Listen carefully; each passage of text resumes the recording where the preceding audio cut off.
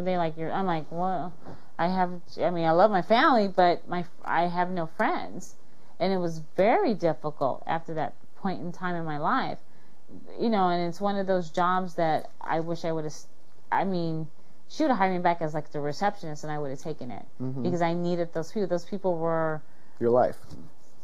They See, were. I'll tell you the other thing too, which is kind of related, kind of not, is that media is very gender biased, and if I can say the same thing you can say, but when I say it, it's funny, and when you say it, they'll say you're bitchy. Do you know what I mean? Like, I can say something about Janelle, Well, I've it'll always be funny. said You if say I it, was a you'll be white bitchy. male, it would have been a different story. Could have been, yeah. I don't think society was ready for a woman to play a man's role. That's very interesting. I've always said it. I said if I was granted a guy, they were like, "Ooh, he's ego man," but they're like, "Oh, she's such a bitch." And I think society is not used to women not being nurturers. They're not used to women being so cutthroat. I've always said it. I said if I was a different gender, it would have been probably a different field. The question. Look at Richard Hatch. Look at all the. Right. I mean, if you think of all reality shows, all women winners have always been under the radar players. Yep, it's true. You never had a woman that's just like balls out. I'm doing this. I'm running this. Boo, boo, boo, boo, boo. I don't give a rat's behind. Name one. You can't. You can't. You guys cannot. It's weird how society depicts women of just being this passive. Either they have to be these sexual beings, or it always has to be some under the radar, or this quiet person. But it's one of those things like with Maggie. Maggie played a good game. I'm not going to even question that. And Maggie would admit that she did this and that and that and that. It would be like, okay, good.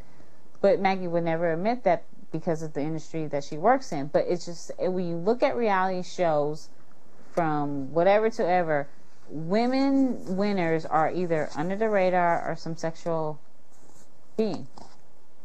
Oh, she's just a quiet person. She's never the one that actually pounds it, like just plays it hard, like I'm doing this, and you better recognize, and boom, boom, I don't give a rat's. It's never that.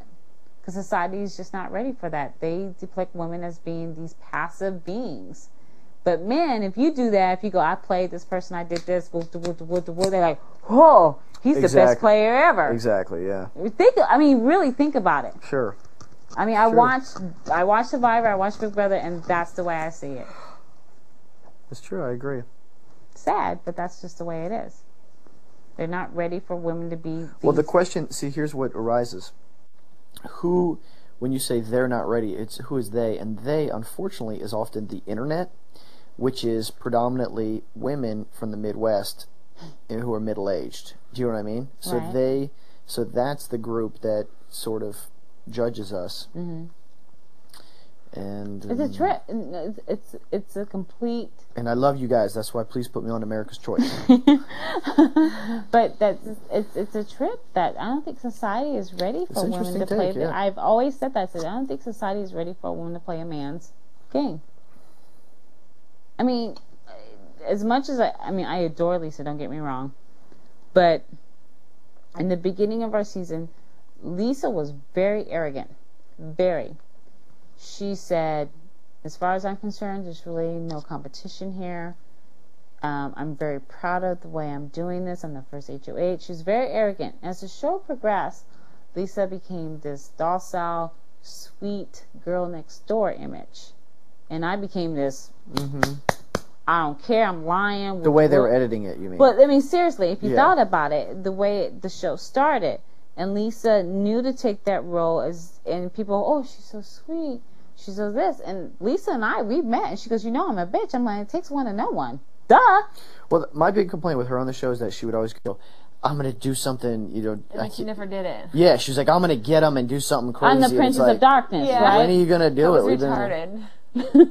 But she never did. She never did anything. Play your role. If you're going to say it, you better do it. Right. And she goes, when Eric left her, I am the Princess of Darkness. So you expected that of her, but people forget how she was in the beginning, and as the show progressed, even Marcellas, as much as I love him, he's like, that bitch played me, she nominated me, she's part of 6, da da da da, but yet he votes for her at the end. You see what I'm saying? It's just, it's weird. See, here's the thing. Here's the thing with Marcellas. I mean, we all have a different take on him, but Marcellas is the voice of Big Brother because he's perpetually chatting about it. He's perpetually talking about House Calls, which is some whack, non-existent internet wacky show. Right. And the thing is, so as a result, his voice defines the show because he's the main person yapping about it, talking about it, and talking about everything. So of course he brings in his own bias to it. So that's why when he's like, Danielle wasn't robbed, you weren't there. Well, yeah, that's my opinion. You have opinion. But my thing with Marcellas is, and it was hard for me to say what I wanted to say because I was nominated at that time, so I couldn't really voice my opinion. No, I remember. But when he said, you know, Dee, if you were smart enough, you would have never tried to take someone to the end that you know you couldn't win against. What I want to tell him, I said, but yet you have preached that I'm a vile, treacherous woman. That means you guys roll the freaking tape of House Calls because it is what it is. I had people, I don't watch House Calls, I had people send me this stuff to me. You call me vile, you call me vicious, you call me everything. What constitutes vile? You said you wish a man would die, you wish you nominated one of your best friends and said she was a plan that came kindness, but yet you called me vile because I stayed loyal to a person that I didn't care if I didn't win against them. The Marcellas is the biggest hypocrite in reality television. Because Marcellas at the when Janelle and I met, like when we ever first had a conversation week 2, I was like, you realize when you guys are not in power, Marcellas is going to jump ship. And she was like, he's my friend, he's my friend, he's my friend. And Janelle? Week 5, she's like, will you play HOH for me because no one else will do it. Not if you knew what I've heard. And you'll see. I don't know if they're going to show it in the DR. They'll definitely show him in the DR.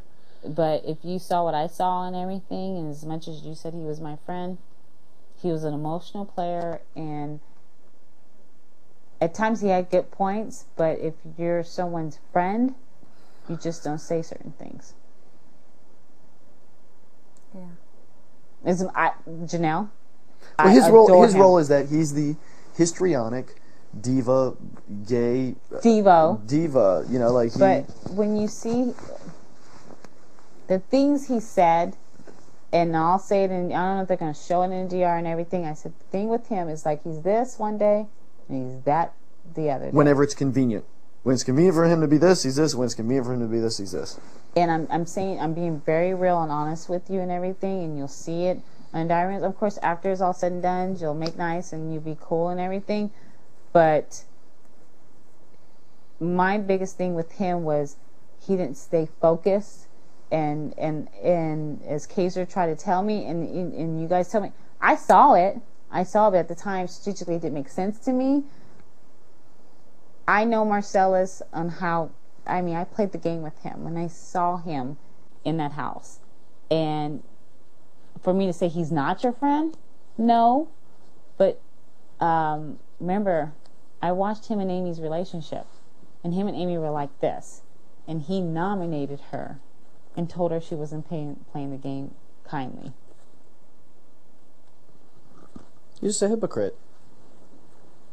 Y'all can roll the tape, whatever. Here's the other point, too. Every day before the HOH, Marcellas would come hang out with Boogie and I, try to hang out with us the day before the HOH. As soon as HOH was gone, we did not see him again for 6 more days. He would just I don't disappear. know if they're going to show my diary rooms and everything. One thing I can say after this show airs, say for the hand of God, I make it to the final 2, Janelle, I have no qualms of you guys seeing my diary rooms because I kept it real. Oh, please. Please, seriously? If by some miracle of God I make it to the final 2, let everybody watch the show because that's where my art is being funny. And you guys saw my diary rooms, but I spoke the truth. I made sure that I didn't insult people. I made sure I kept the game, but I spoke the truth. And with Marcellas, I'm not going to tell you he's not your friend, but the things I was privy to, the things he said, I know. I played the game with him, and I think I know Marcellas better than he knows himself sometimes. And Erica and I was sat there, and I said, listen, this is my issues I have with him. Like, boom, boom, boom, boom, boom. And she's like, you're crazy. And I said, whatever. And he'll say one thing. He will validate what I just said. And I'm not saying he's not your friend. I'm not going to say that. But like I said, Amy and him were like this, but yet he nominated her.